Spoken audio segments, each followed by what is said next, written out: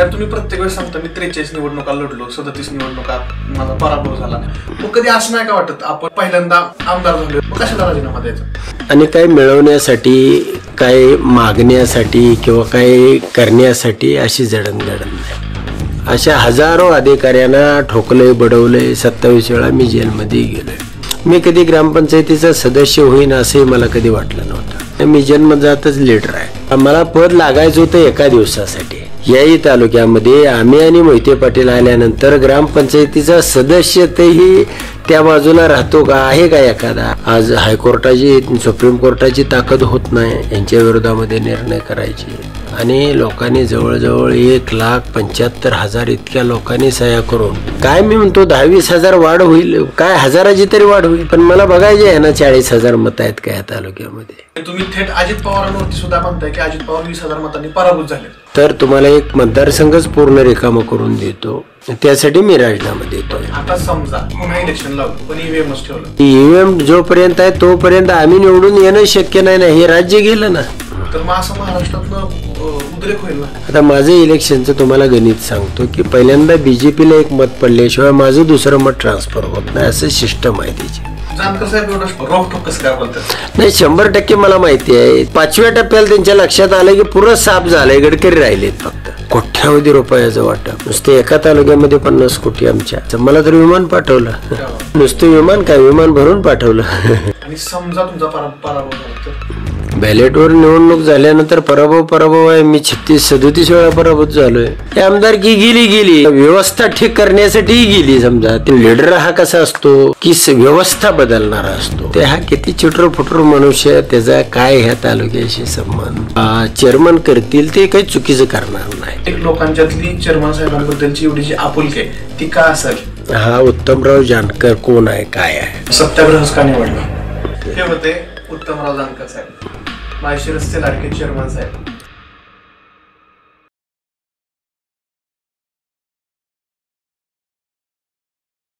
सतरा April 2024 Lok Sabha election टप्प्यात येत होती आणि या लोकसभा इलेक्शनच्या वेळी एका मतदारसंघाची भरपूर चर्चा झाली. तो मतदारसंघ म्हणजे माढा लोकसभा मतदारसंघ.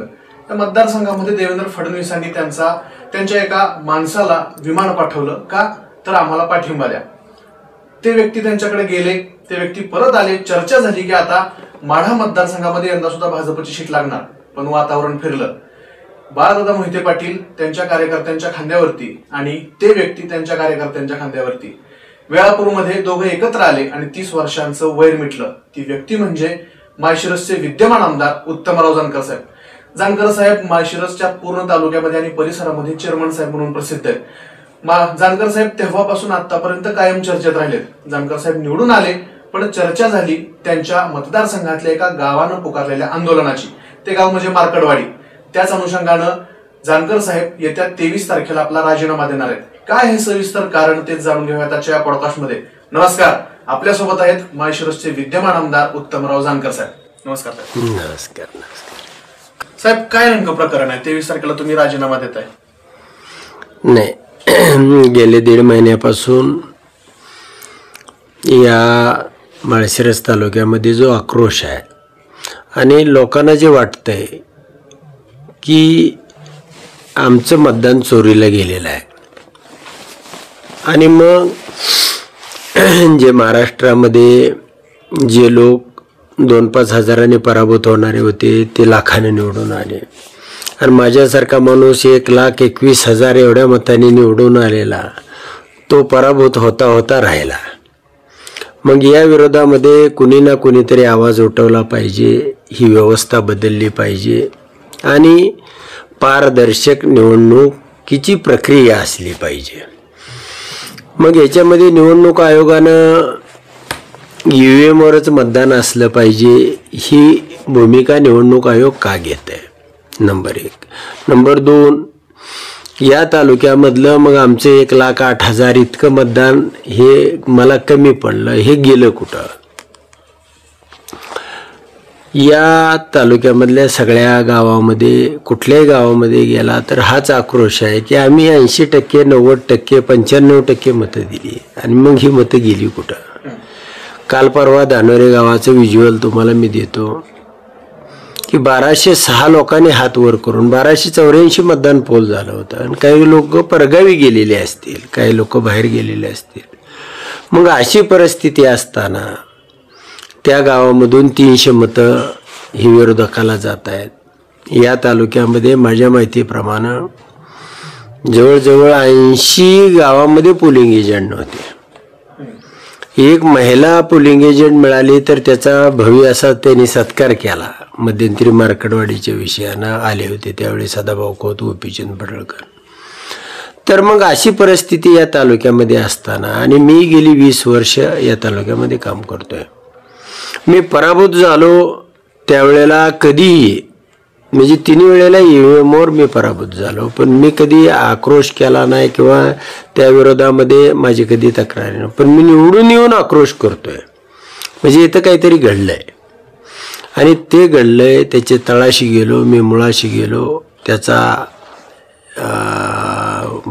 मुळ्या शोधल्या आणि त्याच्यामध्ये मला हे सगळं प्रकरण त्या ठिकाणी सापडलं की चोरी कशी केली जाते, काय ह्यांची सिस्टम आहेत आणि कशा पद्धतीनं हे व्हीव्हीपॅटमधल्या चिठ्ठ्या आणि इकडं ह्याच्यामधल्या BO मधल्या मत नोंदणी हे दोन्ही कशा पद्धतीनं मॅनेज केलं जातं आणि काय ह्यांच्याकडं ते सिस्टम आहेत. आणि म्हणून मग मी ठरवलं की बाबा कसंही असू द्या, उद्या इलेक्शन कमिशनमध्ये दिल्ली निवडणूक आहे, त्याही ठिकाणी त्यांनी ट्रॅप लावला आणि भाजप जिंकायचं ठरवलं तर ते पकडले जाणार आणि ट्रॅप नाही लावला तर भाजप हारणार. त्यांनी कोणतंही करू द्या, या पुढच्या कुठल्याही राज्यामध्ये ही सिस्टम त्यांनी लावू द्या, ही सिस्टम पकडली जाणार. एवढा मी त्याच्या तळाशी तंत्रज्ञानाशी खोलवरती गेलेलो आहे. माधव देशपांडे म्हणून जे अमेरिकेचे म्हणजे सल्लागार होते या तंत्रज्ञानातले, त्यांच्याशी माझी चर्चा झाली. त्यावेळी त्यांनी सांगितलं की हे तंत्र शोधून तुम्ही कसं काढलं, म्हणजे मला नॉलेज आहे याचं म्हणले, पण तुम्ही कसं शोधून काढलं ह्याविषयी सुद्धा त्यांना सुद्धा आश्चर्य वाटलं. कारण एखादा माणूस एखाद्या विषयामध्ये ज्या वेळेला पेटून उठतो त्यावेळेला तो कोणताही जगातला शोध असू द्या तो 100% लावला जातो. लाईटचा शोध लागलेला आहे, एडिसननं लावलेला आहे, पण याच लाईटच्या माध्यमातून म्हणजे ह्या लाईटीचा दुरुपयोग कसा केला जातो ही या सगळ्या निवडणुकीची ही प्रक्रिया आहे. साहेब, तुम्ही प्रत्येक वेळेस सांगता मी 43 निवडणुका लढलो, 37 निवडणुकात माझा पराभव झाला. तुम्ही ह्या गोष्टी कधी लपवत नाही किंवा तुम्ही जे काय असेल ते ठाम, म्हणजे तुमचं बोलणं असू द्या, तुमची मत मांडण्याची पद्धत असू द्या, तुम्ही जे काय असेल ते परखडपणे मांडता. मग कधी असं नाही का वाटत आपण पहिल्यांदा आमदार झालोय, रामसाहेब हरवले, मग कशाला राजीनामा द्यायचा? नाही, मूळ बेसिक आपण समजलं पाहिजे की माझी जडणघडण जी झाली ती अशा संघर्षातून आणि काही मिळवण्यासाठी, काही मागण्यासाठी किंवा काही करण्यासाठी अशी जडणघडण नाही. ज्या ज्या ठिकाणी अन्याय होईल, अत्याचार होईल, ज्या ज्या ठिकाणी व्यवस्थेमध्ये शोषण असेल किंवा ती हुकुमशाही प्रवृत्तीची असेल त्या वेळेला मी त्या विरोधामध्ये संघर्ष केलेला आहे. मी अशा हजारो अधिकाऱ्यांना ठोकलंय, बडवलंय, 27 वेळा मी जेलमध्ये गेलोय. कोण चुकीचं वागत असेल, कोण या लोकांचं शोषण करत असेल, कोण लोकांना भीती दाखवत असेल, तर ही जी प्रक्रिया आहे ही पारदर्शक असली पाहिजे, लोकांना फेअर असली पाहिजे. आणि म्हणून त्या ठिकाणी मी अशा प्रवृत्तीच्या विरोधामध्ये बंड करून उठणारा कार्यकर्ता आहे. मी कधी ग्रामपंचायतीचा सदस्य होईन असंही मला कधी वाटलं नव्हतं, पण काळाच्या ओघामध्ये मी सरपंच झालो, जिल्हा परिषदला निवडून आलो, पंचायत समितीला आलो, मार्केट कमिटीला आलो, पण कधी निवडून आलो तरी मला त्याचा गर्व कधी वाटला नाही किंवा त्या पदाचं मूल्य कधी वाटलं नाही. मी जन्मजातच लीडर आहे, माझ्या अंगामध्येच ती अंगभूत माझी ऊर्जा आहे. आणि त्यामुळं पद आलं काय, अनेक लोकांना अनेक पदं येतात. मुख्यमंत्री पद आपल्या बाबासाहेब भोसले नाही आलं, अनेक आमदार आले, अनेक गेली, पण काहीतरी तुम्ही समाजाला दिलं पाहिजे, ह्यासाठी त्या पदाचा वापर झाला पाहिजे. पद आलं आणि राजीनामा दिला, मला पद लागायचं होतं एका दिवसासाठी, की ते एक राग होता, ती एक माझ्यामध्ये एक त्या ह्याची एक ईर्ष्या होती आणि म्हणून ते पाहिजे होतं. म्हणून पदानं कोणी माणूस मोठा होत नाही आणि पद गेलेल्यानं काही छोटा होत नाही. नेता हा नेताचा असतो, लीडर हा लीडरचा असतो. ज्याच्या अंतःकरणामध्ये जे भरलेलं आहे की सगळं काय पारदर्शी असलं पाहिजे, व्यवस्था समानता असली पाहिजे आणि कुणीही कुणाचं शोषण करता कामा नये. सगळ्यांना जगण्याचा, सगळ्यांना न्याय मिळवण्याचा, संपत्ती जमा करण्याचा, प्रतिष्ठेचा अधिकार आहे, तो सगळा असला पाहिजे. आणि त्यासाठी जो कोणी चांगला वागत असेल त्याला निवडूनही दिला पाहिजे. या EVMच्या माध्यमातून कोणी शोषण करत असेल तर ती आमदारकी काय कामाची आहे. आणि त्याच्यासाठी म्हणून ही निवडणुकाच नाहीत. हा, निवडणुकीमध्ये जो चांगला काम करतोय त्याला निवडून लोकांनी दिला पाहिजे आणि जनता देते. आणि तुम्ही जर ती मतं दिलेली मशीनच्या माध्यमातून अशा पद्धतीनं ठाकरेपेक्षा शिंदे मोठा, शरद पवारापेक्षा अजित पवार मोठा, आणि तो विचार नाही. आणि याही तालुक्यामध्ये आम्ही आणि मोहिते पाटील आल्यानंतर ग्रामपंचायतीचा सदस्यतही त्या बाजूला राहतो का? आहे का एखादा? 1151 सदस्य आहेत, एखाद्या ग्रामपंचायतीचा सदस्य, एखाद्या गावामध्ये कार्यकर्ता, ही परिस्थिती नाही. आणि कशी यांना 1,08,000 मतं पडणार? मतं पडण्याचा विषय नाही, विजय हा काय एका मताचा असला काय लाख मताचा असला काय फरक नाही. पण ह्या जे देशाच्या लोकशाहीला जो विळखा घातलेला आहे आणि या EVMच्या माध्यमातून जर तुम्ही ह्या देशाची सगळी व्यवस्था, आज हायकोर्टाची, सुप्रीम कोर्टाची ताकद होत नाही यांच्या विरोधामध्ये निर्णय करायची, म्हणजे ते घाबरून गेलेल्या अवस्थेत आहेत. निवडणूक आयोगाला कोण नेमायचं कोण नाही हेच ठरवतात. आणि मग जर स्वायत्त नसेल, निवडणूक आयोग स्वायत्त नसेल, इथली न्यायव्यवस्था जर ही पारदर्शी नसेल किंवा ती भीतीच्या वातावरणाखाली असेल तर या देशाला न्याय कोण देणार? आता मार्कडवाडी आणि धानोरे 2 गावं समोर आली, बाकीच्या गावांमध्ये पण अशीच परिस्थिती आहे का? सगळ्या तालुक्यामध्ये हाच आक्रोश आहे. आणि लोकांनी जवळजवळ 1,75,000 इतक्या लोकांनी सह्या करून आणि 6 ते 7 गावांनी प्रतिज्ञापत्रावरती की आम्ही आमच्या गावामध्ये, मला समजा 400 मतं दाखवलेले आहेत, त्याला 600 दाखवलेले आहेत, तर 900 लोकांनी प्रतिज्ञापत्र करून दिलेलं आहे. की मार्कडवाडीच्या गावाने 1466 लोकांनी प्रतिज्ञापत्र, मला तिथे 800 मतं दाखवलेले आहेत. धानोऱ्यामध्ये 1200 लोकांनी प्रतिज्ञापत्र करून दिलेलं आहे. मग आता लोक ज्या वेळेला प्रतिज्ञापत्र करून देतात, ॲफिडेव्हिट करून देतात, त्यावेळेला तो माणूस पूर्ण विचार करून देतो. आणि मी तेवढ्यासाठी राजीनामा देतोय की तुम्ही पारदर्शी निवडणूक घ्या ना. तुम्हाला काल 1,08,000 मतं पडली होती, आज तुमचं सरकार आहे. काय मी म्हणतो 10-20,000 वाढ होईल, काय हजाराची तरी वाढ होईल, कमी व्हायची काही कारणच नाही ना.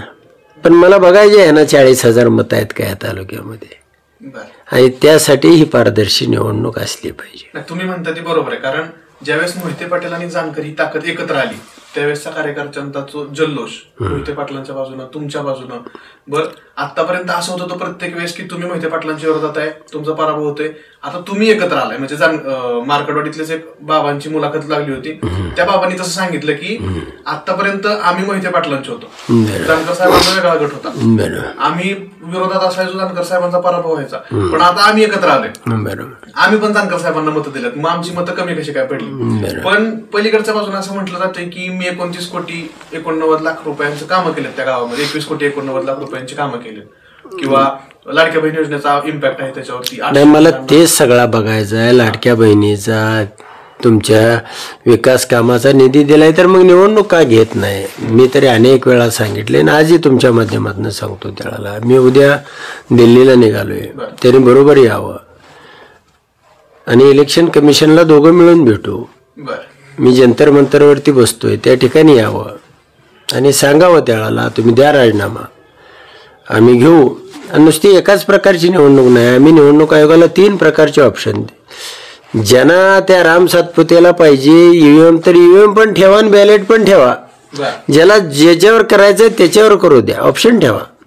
नसेल तर ते व्हीव्हीपॅट मधून जी चिठ्ठी लाईट फोकस लावून त्या ठिकाणी खाली टाकली जात नाही, ती दाखवली जाते. तर ती चिठ्ठी आमच्या हातामध्ये देऊन ती बॉक्समध्ये टाकू द्या. पूर्वी जसं आपण साईन करून नेत, आमचं मत कोणाला गेलं हे आमचं साईन पाहिजे त्याच्यावरती टाकू द्या. नसेल तर बॅलेट ठेवा. तिन्ही प्रकारे कोणतंही करा. आणि ह्याच्यामध्ये ऑप्शन ठेवा. आता आपण गेलो कुठेही गेलो तरी आपल्याला ऑप्शन असतो. जर आपण एखाद्या कापड दुकानात गेलो ना, हाच शर्ट घ्यायचा, नाहीतर तुला दुकाना बाहेर जाऊ देणार नाही. आपण बाबा मला लाल पाहिजे, हिरवा पाहिजे, पिवळा पाहिजे, लांब पाहिजे, आखूड पाहिजे, चॉईस आहे ना.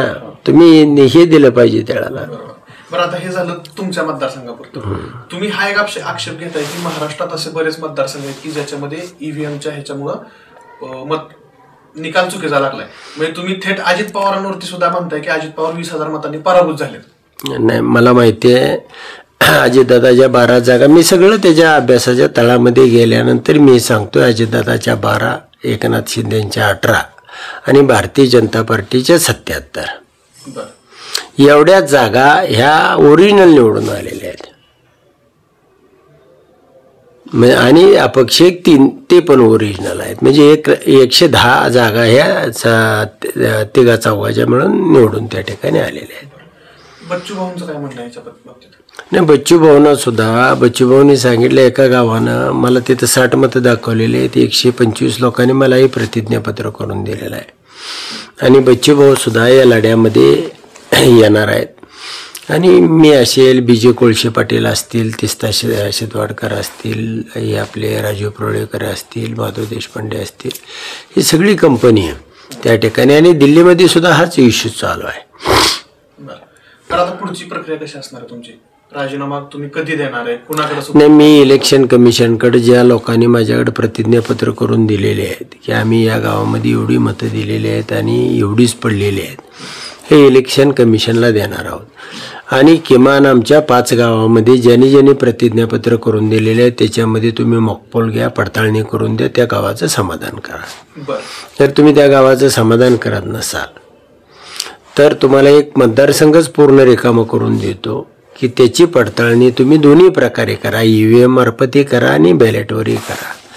दोन्हीचंही मतदान लोकांना करू द्या. एक बॅलेटवरती करू द्या आणि ईव्हीएम मधूनही घ्या किंवा दोन्ही चॉईस ठेवा. आणि माझा मतदारसंघ मी तुम्हाला रिकामा करून देतो. त्यासाठी तुम्ही राजीनामा देता? त्यासाठी मी राजीनामा देतोय. आता समजा इलेक्शन कमिशनने तुमचा राजीनामा स्वीकारला आणि पुन्हा इलेक्शन लावलं, पण ईव्हीएमच ठेवलं. नाही, आम्ही त्यांना तेच सांगतोय की ईव्हीएम जोपर्यंत आहे तोपर्यंत आम्ही निवडून येणं शक्य नाही ना. हे राज्य गेलं ना, हे राज्य गेलं. आणि शेवट एक दिवस असा येईल मग निषेध म्हणून मी राजीनामा त्याचा देऊन टाकेन. पुन्हा निवडणूक आली तरी त्यांना आम्ही पकडू, त्याच्यामध्ये मशीनमध्ये सुद्धा पकडू. मग असं वाटत नाही का जानकर साहेब की तुम्ही राजीनामा दिला, तुमचं इलेक्शन झालं, तुमची मतं वाढली, ते सिद्ध झालं समजा, तर मग असं महाराष्ट्रातनं उद्रेक होईल ना? हा, म्हणून तर मला लोकांना एक ह्या जे लोक ह्या राज्यातले 75% लोक बाजूला ठेवून हे निवडून आलेले आहेत. आता माझं इलेक्शनचं तुम्हाला गणित सांगतो की पहिल्यांदा BJPला एक मत पडल्याशिवाय माझं दुसरं मत ट्रान्सफर होत नाही, असं सिस्टम आहे त्याची. त्याला 54,000 इतकी मतं पडली आहे आणि 54ला 54 माझी गेली. म्हणजे तो 1,08,000 गेला. मला 1,75,000 मतं पडली होती, त्यातनं 54 वजा झाली, मी 1,21,000 आलो. तो 1,08 मी 1,21 म्हणजे 13,000चा गॅप आला. त्याला 22.33% एवढी मतं पडली. जर त्याला अजून 25.1% मत पडत होतं, म्हणजे किती पडत होती, त्याची 54ची 57.5 होत होती, तर तो 1,15,000 जात होता. त्याची मतं दुप्पट होतात. प्रत्येक त्याच्या एका मताला माझं एक मत घेतलं जात आहे.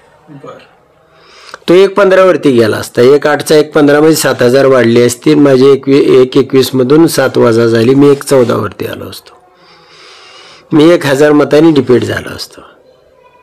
हे 25% मतं घेणारे राज्य करतायत आणि 74.99% ज्याला मत आहेत तो पराभूत आहे. अशा पद्धतीची यंत्रणा सगळी यांनी लावलेली होती. हे सगळे तुम्ही पुरावे दिले समजा इलेक्शन कमिशनला, तर मग ह्या गोष्टी नाहीत का सिद्ध होऊ शकत? नाही, देणार आहे. ज्या बी राज्यामध्ये हे इलेक्शन घेतील, जर यांनी ट्रॅप लावला किंवा शेटिंग लावलं तर 1000% हे पकडले जाणार, आणि नाही लावला की हे पराभूत होणार. हे कुठल्याही राज्यात जाऊ द्या, मग मध्य प्रदेश जाऊ द्या, गुजरात जाऊ द्या, दिल्ली जाऊ द्या, उद्या बिहार आहे 6 महिन्यानं, कुठल्याही बी राज्यामध्ये जाऊ द्या, यांना एकतर सेटिंग करावं लागेल, नाही तर पराभूत व्हावं लागेल. या पलीकडे दुसऱ्या सेटिंग केले की हे पकडले जाणार, आणि एकदा पकडले की देशाच्या समोर येणार. जानकर साहेब एवढं रोखठोक कसं काय बोलतात? नाही, 100% मला माहिती आहे. त्यांनी मशीन सेट केली की ते पकडले जाणार, आणि नाही सेट केली तर ते पराभूत होणार एकाही राज्यामध्ये. कारण तुम्ही गेली 15 वर्षे हे राज्य करताय. ह्यांचा जो विचार आहे, ह्यांची जी थीम आहे, ही कुठल्या समाज घटकाला मान्य झाली आहे? यांच्या बाजूनी ही रोज मतदार नोंदणी, अमुक तमुक, अभियान सभियान, काय कुठला समाज? आपण लोकसभेला त्यांनी 7 टप्पे केले, आणि 5 टप्प्यापर्यंत त्यांनी बघायचं होतं त्यांना की हे बाबा जी राज्य त्यांना घ्यायचे त्याला सेटिंग लावायचं नव्हतं. त्यात महाराष्ट्र होता, उत्तर प्रदेश होता, कारण त्यांना उद्या घ्यायचं आहे. मग 5व्या टप्प्याला त्यांच्या लक्षात आलं की पुरं साफ झालंय, गडकरी राहिलेत फक्त, आणि पुणे असं अनबॅलन्स आहे की 47-1 अशी परिस्थिती निर्माण होते. त्यावेळेला त्यांनी 6वा आणि 7वा टप्पा लावला. त्याच्यामध्ये हा टप्पा नव्हता, म्हणजे माडा नव्हता. मग ज्या वेळेला माडा लावला नाही त्यावेळेला लोकांचं जे चित्र आहे, 1,81,000 इतक्या मताचा फरक आहे तुतारी पेपानी धरून. म्हणजे कुठला समाज घटक यांच्या बरोबर आहे? कोट्यावधी रुपयाचं वाटप, नुसते एका तालुक्यामध्ये 50 कोटी आमच्या, आणि मतं किती? 64,000. आणि सगळ्यांना सगळ्या प्रकारचं. मला तर विमान पाठवलं, नुसतं विमान काय, विमान भरून पाठवलं. त्याच गोष्टी बोलायला म्हणजे तुम्ही म्हटलं मी विमानात उडी मारून आलो, म्हणजे त्याचं हे केलं, विडंबन केलं. पण माझं म्हणणं काय, हे सगळं करून हे सत्तेवर होते, सरकार होतं, कोणता समाज घटक यांच्या बाजूला आहे? हे 15 वर्ष राज्य करून, आणि हे पारदर्शी निवडणूक झाली की राहणार कसे? मग बरं, दुसरा एक प्रश्न त्याच्याबरोबरच, जर इलेक्शन झालं, बॅलेटवरती निवडणूक झाली, आणि समजा तुमचा पराभव झाला तर? हरकत नाही. बॅलेटवर निवडणूक झाल्यानंतर पराभव आहे. मी 36-37 वेळा पराभूत झालोय. मी काय थोडंच हारलोय. तुम्ही ग्रामपंचायतीला उभं राहिला 1दा 2दा 3दा 9दा 10दा. तुम्ही 11 वेळेला उभं राहावं म्हणल्यावर उभं राहाल का? मला जय आणि पराजय ही दोन्ही समान आहे. म्हणून मी राजीनामा सुद्धा, काय आमदारकी म्हणजे फार मोठी काय गोष्ट आहे, किंवा पद हे मोठं नसतं. पद हे कुठल्या कामासाठी आहे आणि कशासाठी ते वापरायला दिलेलं आहे, ते काय थोडंच तुमच्या मालकीचं असतंय. ते तर समाजाच्या मतदारांच्या लोकांच्या मालकीचं असतंय. ते एक सिंबॉलिक असतंय तुमचं. हे पद हे कोणासाठी? ते लोकांच्या कल्याणासाठी, हितासाठी, लोकशाहीसाठी, आणि तुम्हाला जे म्हणून त्यांचं प्रतिनिधित्व ज्याचं करताय त्यांच्या हितासाठी तुम्हाला ते वापरता आलं पाहिजे. लीडर कशासाठी असतो? हे आमदारकी गेली, निवडणूक व्यवस्था ठीक करण्यासाठीही गेली समजा, त्याचं काय आहे? त्याला मूल्य काय आहे? लोकांसाठीच आहे ना. 4 कार्यकर्त्याच्या मुख्य असतात, अपेक्षा असतात इकडं तिकडं, काय बाबा फायद्याच्या गोष्टी ते, पण त्याच्याही पलीकडे जाऊन लीडर हा कसा असतो की व्यवस्था बदलणारा असतो. लग्न कार्याने जागरानं हे केलं, हे काही लीडरचं काम नाही.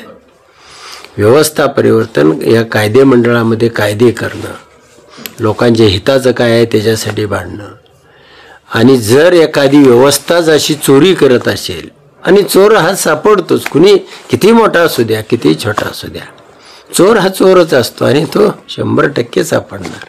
आता सातपुतेंनी याच्यामध्ये मोहिते पाटलांचा हात आहे असं पण विधान केलं होतं मध्यंतरी. नाही, सातपुते हा किती चिटूर मनुष्य, त्याचा काय ह्या तालुक्याशी संबंध, तो त्याची संस्कृती बीडची आणि तो ह्या प्रक्रियेमध्येच नाही. त्यानं काय म्हणावं किंवा काय करावं तो या प्रक्रियेचा भाग नाही. कोणीतरी त्याने आपला त्या दिवसापुरते त्याची नेमणूक, आपण एखादा माणूस मोहिते पाटलाने एखादा शिपाई नेमला त्यांच्या बंगल्याला राखण, म्हणजे तो काय बंगल्याचा मालक होतो काय, त्याला राखण नेमला होता की बा तू 5 वर्षी हे राखण कर, कोणाला आतमध्ये चोराला ह्याला येऊ देऊ नको. एवढं ह्याच्या पलीकडे सातपुते म्हणजे काय आहे. बरं, तालुक्यातल्या लोकांचं काय म्हणणं आहे तुमचा जो हा निर्णय आहे राजीनाम्याचा, त्याच्यावरती तुमच्या कार्यकर्त्यांचं म्हणणं, तुमच्या मतदारांचं काय म्हणणं आहे? नाही, मतदार हा कायम लढाईच्या बाजूनं हे तालुक्यातला असेल, कुठल्याही गावामधला असेल, की चेअरमन करतील ते काही चुकीचं करणार नाहीत. हे आपल्या भल्यासाठी करतील, आपल्या चांगल्यासाठी करतील. आणि अनेक वेळा अनेक टप्प्यावरती त्याने अनुभव घेतलेले आहेत. आणि चेअरमनला काय व्हायचं असतं किंवा आमदारकीतून काही मिळवायचं असतं तर मग राजीनामा कशाला देतील त्याला. काहीतरी हिताचा असेल, काहीतरी चांगला असेल. उगीच्या उगीच काय कुत्रं चावलंय का माणसाला, का वेळ लागलाय. माणूस हा एका ध्येयानं, विचारानं आणि त्या ह्यानं पछाडलेला असतो. निवडणूक आयोगाचा शेवटी निषेध करू, राजीनामा देणं म्हणजे काय, त्याचा निषेध करायचा आहे शेवटी. बरं, आता 25 तारखेला तुम्ही जंतर मंतरवरती आंदोलन सुरू करता, जर तुमची मागणी मान्य नाही झाली तर? नाही, ते प्रातिनिधिक स्वरूपाचं असेल, सत्याग्रह असेल, त्या ठिकाणी काय परिस्थिती ठरते त्या राहुलजींना, गांधींनाही भेटणार आहे, यांना आपल्या केजरीवाल साहेबांनाही भेटणार आहे, चर्चा होईल. आता तुमचं कोणाकोणाशी बोलणं? पण ते वरिष्ठ नेत्यांबरोबर, वरिष्ठ नेत्यांबरोबर बच्चू कडू आहेत, काही बाकीची बरीचशी मंडळी आहेत, आपल्या रजनीताई पाटील आहेत, अजून हे आहेत आपले नाना पटोले आहेत, बरीचशी मंडळी आहेत, पवारसाहेब आहेत. पवारसाहेबांचं काय मत आहे? त्या पवारसाहेबांचे लढाई कशी सुरू करायची आणि कसा त्याचा हे करायचा, त्याच्यासाठी लागली जरुरी पडली तर सगळ्या देशभरातनं UPAचे सगळे नेते मंडळीची या विषयानं आपण एकदा मीटिंग घेऊ, बसू, चर्चा झाली त्याविषयी. 26 जानेवारीला देशाचा प्रजासत्ताक दिन होतो. हो, आणि त्याच्या आदल्या दिवशी 25 जानेवारीला तुम्ही हे आंदोलन पुकारता. नाही, 25 जानेवारीलाच या निवडणूक आयोगाचा स्थापना दिवस आहे. आणि निवडणूक आयोगाचं जे स्थापना दिवशी जे मनामध्ये कुणी ज्यावेळेला बाबासाहेबांनी लिहिलेलं, ती पारदर्शी निवडणूक. आणि ही निवडणूक प्रक्रिया जर तुम्ही अशा पद्धतीची म्हणजे काय म्हणतो चोरीची, लबाडीची, त्याचा निषेध करायचा आहे, ती पुन्हा पारदर्शी करायची आहे. आणि म्हणून 25 तारीख हा दिवस आपण निवडलेला आहे. म्हणजे आता जानकर साहेबांचं ठरलंय? हो. तुम्ही इथनं काही लोक येणार आहे, तुम्ही का फक्त प्रतिज्ञापत्र घेऊन जाणार आहे? नाही, प्रतिज्ञापत्र घेऊन जाणार आहे. तिथं मेहमूद प्राचा म्हणून सुप्रीम कोर्टाचे वकील आहेत, काही निवृत्त न्यायाधीश आहेत, काही मंडळी तिथली या विरोधामध्ये लढा देते. गेले 1.5 महिन्यापासून नांदेड जिल्हाधिकार्यालयाच्या समोरही वेगवेगळे संघटना, पक्ष रोज आंदोलन चालूच आहेत. त्यांच्यातली काही मंडळी येणार आहेत. आम्ही मिळून काही 150 लोक होतील. लोकांचं काय हे नाही, पण त्या ठिकाणी आम्ही आमची भूमिका इलेक्शन कमिशन राजीव कुमार समोर मांडू.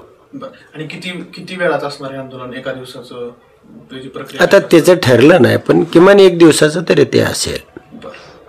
बरं, आता साहेब आम्ही आज सकाळी इथं आलो, याच्या अगोदर सुद्धा जेव्हा कधी इकडनं जातो तेव्हा आम्ही बघत असतो या बंगल्यासमोर प्रचंड गर्दी असते. कोणी कामं घेऊन येतं, कोणी सत्कारासाठी येतं, कोणी तुमच्याशी बोलण्यासाठी येतं. चेअरमन साहेब हे लोकांच्यातली चेअरमन साहेबांबद्दलची एवढी जी आपुलकी आहे ती का असेल?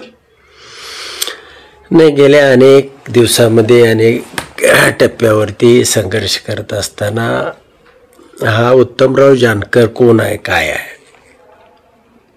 त्याचा जिव्हाळा, त्याचं प्रेम आणि त्याचा संघर्ष, या तिन्ही गोष्टी लोकांना भावल्या, आवडल्या. आणि मनापासून हा आपला नेता असला पाहिजे.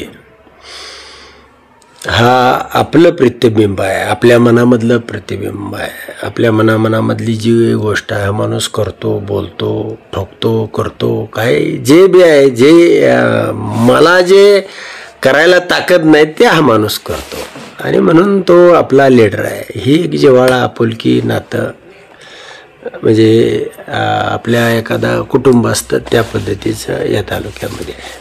शेवटचा प्रश्न, सत्याग्रहच का निवडला? सत्याग्रह आता आपल्याला स्वातंत्र्य ज्या वेळेला मिळालं त्यावेळेला आपण लोकशाही मान्य केली आणि लोकशाही मान्य केल्यानंतर त्यामध्ये गांधीजींचा फार मोठा वाटा होता आणि हे तलवारीचं, बंदुकीचं जे राज्य आहे किंवा देश आहे तो फार दिवस टिकू शकत नाही. म्हणून शांततेच्या मार्गानं तुम्हाला एखादी गोष्ट अन्यायाचे, इंग्रज अन्याय करत होते, हजारो वर्ष त्याचे अगोदर मोगल होते, अनेक प्रकारचे वेगवेगळे त्या काळानुरूप सिकंदरापासून किंवा याच्या सम्राटापासून अनेक लोकांनी तलवारीच्या जोरावरती आपापली राज्य बळकवली, नेली, ही झाली. पण आपण लोकशाही देश मानलेला आहे आणि लोकशाहीच्या मार्गानं त्या ठिकाणी आम्ही निवडणूक आयोगाचा निषेध करू, निवडणूक आयोगाला सांगू आणि नाही फरक पडला तर लोकशाही मार्गानं पुन्हा निवडणुकीला सामोरं जाऊ, पुन्हा ह्याच्यामध्ये प्रक्रिया करू आणि चोरी कुठं करतोय ती पकडू. हे होते उत्तमराव जानकर साहेब, माळशिरसचे लाडके चेअरमन साहेब. मागच्या एका वर्षभरापासून हे नाव महाराष्ट्रभरात प्रचंड चर्चेत आहे आणि त्यांनी आता या नावाची चर्चा दिल्लीपर्यंत पोहोचवली. मार्कडवाडी, धानोरी यासारखी छोटीशी खेडेगावं जी आज दिल्ली सारख्या मोठ्या शहराच्या वर्तमानपत्रांमध्ये झळकायला लागलेत, त्याचं कारण आहे उत्तमराव जानकर यांचं आंदोलन, त्यांनी पुकारलेला लढा. आता हा लढा कितपत यशस्वी होतो, त्यांच्या आंदोलनाला किती यश मिळतं हे पाहणं अत्यंत महत्वाचं ठरणार आहे. जानकर साहेबांनी आपल्यासोबत गप्पा मारल्या त्याबद्दल जानकर साहेबांचे खूप खूप आभार. धन्यवाद.